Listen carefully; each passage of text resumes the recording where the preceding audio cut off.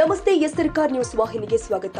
ಸಿಎಂನ ಯಾರಾದ್ರೂ ಮುಟ್ಟೋಕ್ಕಾಗುತ್ತಾ? ಸೋಮಣ್ಣ, ಸಿಎಂ ಸಿದ್ದರಾಮಯ್ಯ ಅವರನ್ನ ಯಾರಾದ್ರೂ ಮುಟ್ಟೋಕೆ ಆಗುತ್ತಿದೆಯಾ? ಯಾರಾದ್ರೂ ಸಿಎಂ ಮುಟ್ಟಿದ್ರೆ ಪೊಲೀಸರು ಕೇಸ್ ಹಾಕ್ತಾರೆ. ಆ ಅರ್ಥದಲ್ಲಿ ಸಿಎಂ ಮಾತನಾಡಿರಬಹುದು ಎಂದು ಕೇಂದ್ರ ರಾಜ್ಯ ರೈಲ್ವೆ ಖಾತೆ ಸಚಿವ ವಿ ಸೋಮಣ್ಣ ಹೇಳಿದ್ದಾರೆ.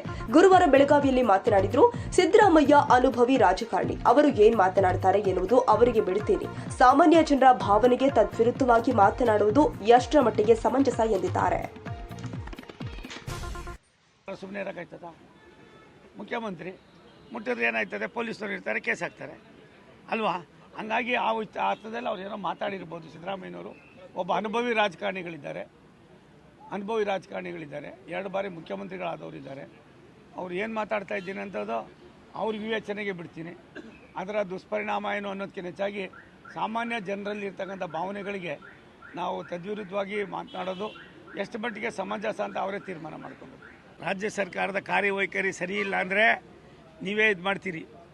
ನಾನು ಏನು ಮಾಡ್ಬೋದು ಅಂತ ನೀವು ಹೇಳ್ರಿ. ಒಂದು, ಈ ಮಟ್ಟದಲ್ಲಿ ಯಾವತ್ತಾರು ನಡೆದಿತ್ತಾ?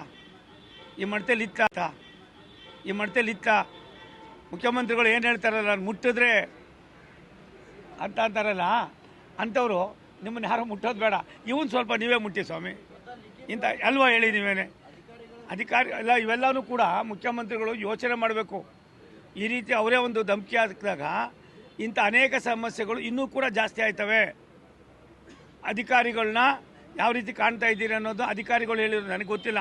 ನೀವು ಹೇಳಿದ್ರ ಮೇಲೆ ನನಗೆ 1 ಸೆಕೆಂಡ್ ಅಷ್ಟೇ